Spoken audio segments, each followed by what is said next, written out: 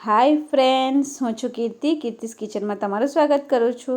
આજે આપણે સરગવાનું શાક બનાવવાના છે। તો તમે કઢીવાળું શાક તો ઘણી બધી વાર ખાધું હશે, પણ તમે ક્યારેય ગ્રેવીવાળું શાક ખાધું છે? તો ચાલો જોઈ લઈએ બનાવવાની રેસિપી।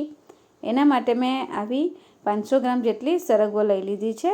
તો આ રીતની બહુ જાડી નહીં, બહુ પાતળી, આ રીતની સરગવાનું તમારે લઈ લેવાની છે। પછી એને આપણે છે ને સરસ આ રીતે છોલી લેવાની છે। જો તમને છોલિયા વગરની ભાવતી હોય ને તો તમે છોલિયા વગર પણ એનો ઉપયોગમાં લઈ શકો છો।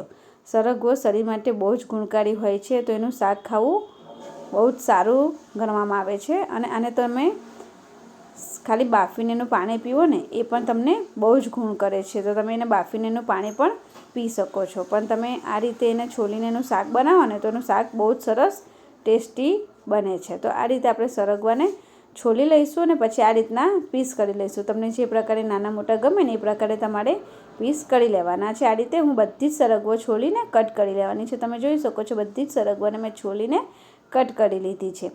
હવે એક કુકર લઈ લઈશું, એની અંદર આપણે બધો સરગવો એડ કરી દઈશું અને ખાલી 2 ગ્લાસ જ પાણી એડ કરવાનું છે। બહુ જ પાણીનો ઉપયોગ નથી કરવાનો, ખાલી આપણે એક સીટી લગાવીશું ને એટલે બહુ સરસ બફાઈ જશે। જો આપણે વધારે પડતી સીટી લગાવીશું ને તો સરગવો છૂટી થઈ જશે અને વધુ બફાઈ જશે। એટલે આપણે ખાલી થોડો અવાજ કરીને કુકરની સીટી એટલે બંધ કરી દેવાનો ગેસ। હવે જ્યાં સુધી કુકરમાં બફાય છે ત્યાં સુધીનો મસાલો તૈયાર કરી લઈએ।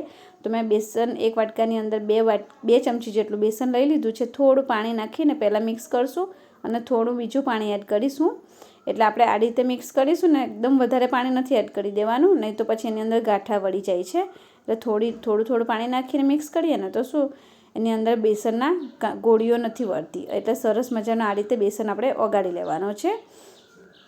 આજે મેં કઢી વગરનું ગ્રેવીવાળું બનાવ્યું છે, બહુ જ સરસ લાગે છે ફ્રેન્ડ્સ। 2 થી 3 ટામેટાં મેં પીસી લીધા છે ને 5 થી 6 નંગ કઢી લસણની છોલીને ઝીણું સમારી લીધું છે। હવે આપણે 3 ચમચી જેટલું તેલ લઈ લઈશું। તેલ પણ આપણે વધારે માત્રામાં જ લઈશું, થોડું આગળ પડતું રાખવાનું છે।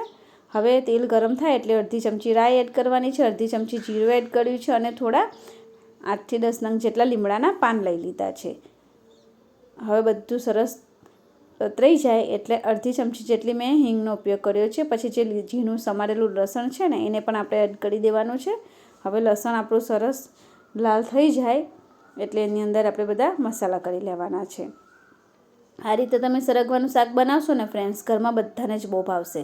હવે અડધી ચમચી જેટલી મેં હળદર લઈ લીધી છે ને અડધી ચમચી જેટલું લાલ મરચું પાવડર લઈ લીધું છે। હવે થોડું પાણી એડ કરવાનું અને આ રીતે ઢાંકણું બંધ કરી દેવાનું। જો તમે જુઓ છો ને પાણી એડ કરીએ ને એટલે આપણું લાલ મરચું છે ને એ બળી નથી જતું, પણ એનો કલર બહુ સરસ આવે છે। હવે આપણે જે ટામાટરની પ્યુરી બનાવીને તૈયાર કરી હતી ને એ પણ આપણે અંદર એડ કરી દેવાની છે। હવે બધું જ આપણે મિક્સ કરી લેવાનું છે। પછી આપણે બીજા મસાલા જે બાકી હતા ને એને પણ એડ કરી લઈશું। તો એના માટે મેં ટેસ્ટ અનુસાર મીઠું લઈ લીધું છે એટલે અડધી ચમચી જેટલું, પછી 1 ચમચી જેટલું ધાણા જીરું પાવડર લઈ લીધો છે અને થોડું લાલ મરચું પણ મેં ઉપરથી એડ કરી દીધું હતું, મને થોડું ઓછું લાગતું હતું ને એટલા માટે।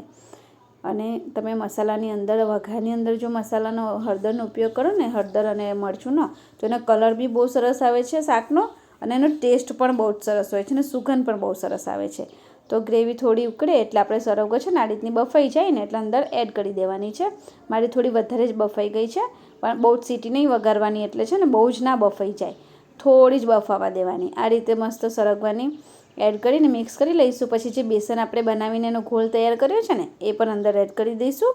પછી બધું જ બરાબર મિક્સ થઈ જાય ને આ રીતે ચમચાની મદદથી આપણે તવેતાનો ઉપયોગ કરવાનો છે, એટલે આપણે સીંગ ભાગી ના જાય। હવે મેં 1 ચમચી જેટલી ખાંડનો ઉપયોગ કર્યો છે। જો તમે ખાંડ તમને ના ભાવતી હોય તો તમે ઓપ્શનલ છે, ના પણ એડ કરી શકો। પછી ઢાંકીને આપણે 10 મિનિટ માટે એને સરસ ઉકળવા દઈશું। તમે જોઈ શકો છો કેટલું સરસ આપણું સરગવાનું શાક બનીને તૈયાર થઈ ગયું છે। જોતાં જ મોઢામાં પાણી આવી જાય એવું બનીને તૈયાર થઈ જાય છે અને એની સુગંધ અને ટેસ્ટ પણ બહુ જ સરસ, જે પહેલી વાર બનાવતા હશે ને એને બી પરફેક્ટ જ બનશે અને બહુ જ સરસ લાગશે। તમે 1 થી વધારે રોટલી પણ તમે ઝટપટ આની જોડે ખાઈ શકો છો અને આ ગ્રેવીવાળું તો બહુ જ સરસ બનીને તૈયાર થઈ જાય છે। અને આપણા સાંધાના દુખાવા માટે તો સરગવો બહુ જ સરસ હોય છે। તો તમે એકવાર જરૂર ટ્રાય કરજો। જો તમને મારો વિડીયો ગમે તો મારા વિડીયોને લાઇક, શેર, કમેન્ટ અને મારી ચેનલને સબસ્ક્રાઈબ કરવાનું ના ભૂલતા। Thank you, by.